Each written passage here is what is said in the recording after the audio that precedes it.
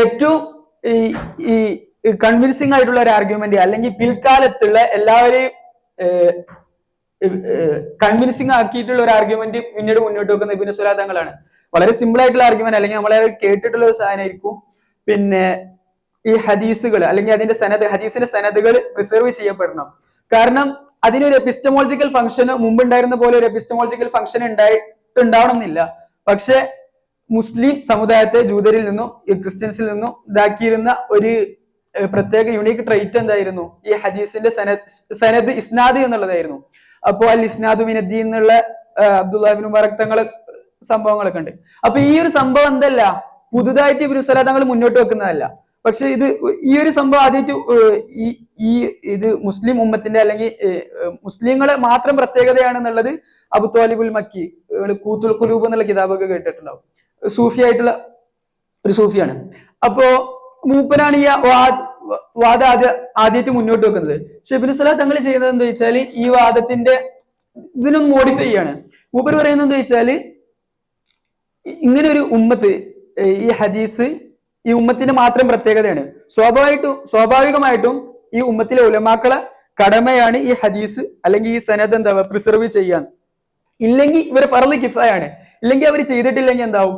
ഈ ഉമ്മത്ത് മൊത്തം വൈകേടിലാവും, ദലാലത്തിലാവും എന്നുള്ള ഒരു ആർഗ്യുമെന്റാണ് മുമ്പ്.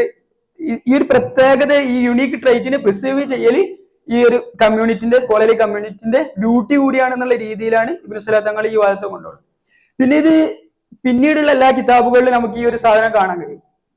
ഈവൻ സിദ്ദീഖ് ഹസൻ ഖാൻ കേട്ടാണ്, ഇന്ത്യൻ സ്കോളറാണ്, ഭോപ്പാലിനുള്ള ഔനുൽ ബാരി എന്നുള്ള സഹീഹ് ബുഖാരിക്കുള്ള ഒരു ഷർഹൊക്കെ ഉണ്ട്.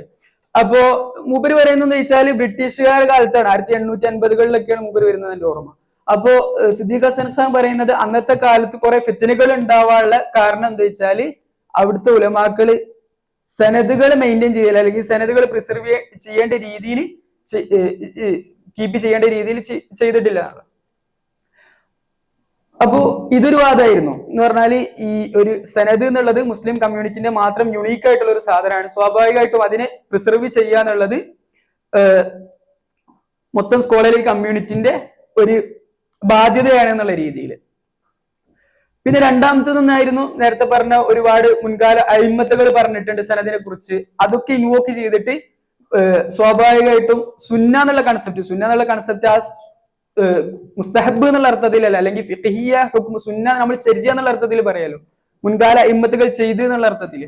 അപ്പോ ആ ഒരു ഇതും ഈ ഒരു തീമും നമുക്ക് ഈ ഒരു കിതാബുകളിൽ കാണാം. ഈ മുഹദ്ദിസീങ്ങൾ എന്തൊക്കെ ലോജിക്കാണ് റിലീജിയസ്ലി ആൻഡ് സ്പിരിച്വലി ഉപയോഗിക്കുന്നത് എന്നുള്ളതാണ്. ഈ ഹദീസ് ട്രാൻസ്മിറ്റിനെ വാലിഡേറ്റ് ചെയ്യാൻ വേണ്ടിയിട്ട് മുഹദ്ദിസീങ്ങൾ ഉപയോഗിക്കുന്ന ലോജിക്കിനെ കുറിച്ചാണ്, അല്ലെങ്കിൽ അവർ പറയുന്ന ജസ്റ്റിഫിക്കേഷൻസിനെ കുറിച്ചാണ് പറയുന്നത്.